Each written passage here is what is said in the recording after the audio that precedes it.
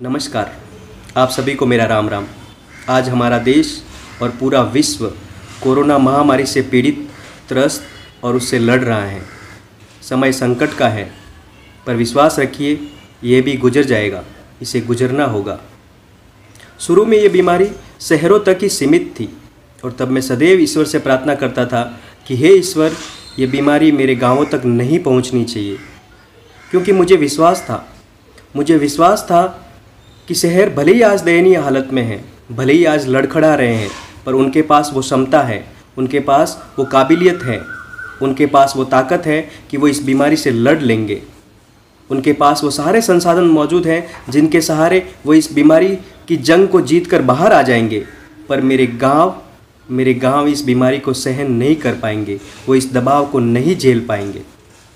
पर जब आज मैं सुनता हूँ, देखता हूँ और पाता हूँ कि ये बीमारी गांवों तक फैल रही है, गांवों में भी फैल चुकी है, तब मुझे डर लगता है, मुझे चिंता होती है। और डर का कारण ये है कि इस बीमारी का अभी तक कोई प्रामाणिक इलाज नहीं है, और जब प्रामाणिक इलाज नहीं है तो इससे बचने के कुछ उपाय ही है। वो उपाय हैं social distancing, work from home, जितना हो सके कम बाहर निकलो, साफ़ सफाई का ध्यान रखो। और जब ये सारी बातें देखते हैं हम, तो ये सारी बातें गांव की विचारधारा से, गांव की प्रकृति से, गांव की प्रवृत्ति से बिल्कुल उलट है, उसकी विचारधारा के विपरीत है। क्योंकि जब हम बात सोशल डिस्टेंसिंग की करते हैं तो इसका मतलब है इंसान का इंसान से दूर रहना, पर गांव के परिप्रेक्ष्य में हम देखते हैं तो ये संभव नहीं है। गांव का मतलब है एक दूसरे के साथ मिलना, जुलना, बैठना, हंसी मजाक करना, साथ बैठना, साथ खाना पीना, यही तो गांव की आत्मा है। इसे हम गांव से दूर नहीं कर सकते हैं। गांव मेरा भोला भाला है, वो शहर की तरह चतुर नहीं है जहां पर व्यक्ति काम से काम रखता हो। गांव में तो प्रत्येक व्यक्ति के सुख और दुख में पूरा गांव शामिल होता है। तब मुझे डर लगता है। गांव में अधिकांश लोग खेती बाड़ी करते हैं। खेती करने के लिए सामूहिक श्रम लगता है। खेती को संपन्न करने के लिए सामूहिक व्यक्ति लगते हैं, तब जाके खेती संपन्न होती है। खेती के लिए घर से बाहर निकलना पड़ता है। घर में रहकर खेती नहीं होती, तब मुझे डर लगता है। गाँवों में पशुपालन होता है। पशुपालन वर्क फ्रॉम होम नहीं हो सकता। पशुओं के प्रबंध के लिए घरों से बाहर निकलना पड़ता है। गांव में बच्चे शहर के बच्चों की तरह घरों में नहीं रहते। वहाँ पर बच्चे एक दिन में 3 बार पूरा गांव नाप आते हैं। तब मुझे डर लगता है। और तब मैं ईश्वर से अब भी प्रार्थना करता हूँ कि हे ईश्वर, मेरे गाँवों को बचा लेना। इतना बड़ा पलायन हुआ, लोग शहरों से गाँवों की ओर निकल पड़े।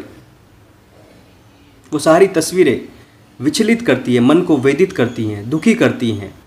छोटे छोटे बच्चे, महिलाएं पैदल सड़कों पर गांव की ओर निकल पड़े। जिसको जो साधन मिला उस साधन के सहारे वो शहर से निकल पड़ा। वो सारे लोग जीवन चलाने के लिए शहर में तो थे, पर जब बात जीवन बचाने की आई तो उन्हें गांव याद आए।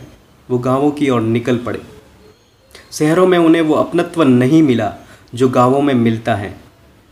गांवों पर प्रवासी बंधुओं का भी उतना ही हक है जितना गांव में रहने वाले बंधु का। वो सारे प्रवासी बंधु भी गांव के बेटे हैं। वो उस मिट्टी में पैदा हुए हैं, वो उस मिट्टी में पले बड़े हैं। पर जब हम बात हक की करते हैं, अधिकार की करते हैं, तब हमारे कुछ कर्तव्य भी होते हैं। अतः मेरी विनती है प्रवासी बंधुओं से कि जो गांव पहुंच रहे हैं और उन्हें जो गाइडलाइंस बताई जा रही है, जो स्थानीय संस्थाएं उन्हें निर्देश दे रही है, उन दिशा निर्देशों का कर्तव्य के साथ, जिम्मेदारी के साथ पालन करें। क्योंकि गांव हमारे हैं, हमारे गांवों को हमें बचाना होगा। हम गांवों के शरणागत हैं, और जब हम शरणागत होते हैं तो हमारा धर्म बनता है कि शरण देने वाले का दुख हमारा दुख, शरण देने वाले का सुख हमारा सुख। प्रवासी बंधुओं को भी सोचना होगा कि अगर यहाँ स्थितियाँ खराब होती है तो हम इसे छोड़कर और कहीं नहीं जा सकते। अतः हम सबका सामूहिक कर्तव्य है कि हमें गांवों को बचाना है। आप सभी का बहुत बहुत धन्यवाद। जय हिंद, जय भारत, वंदे मातरम।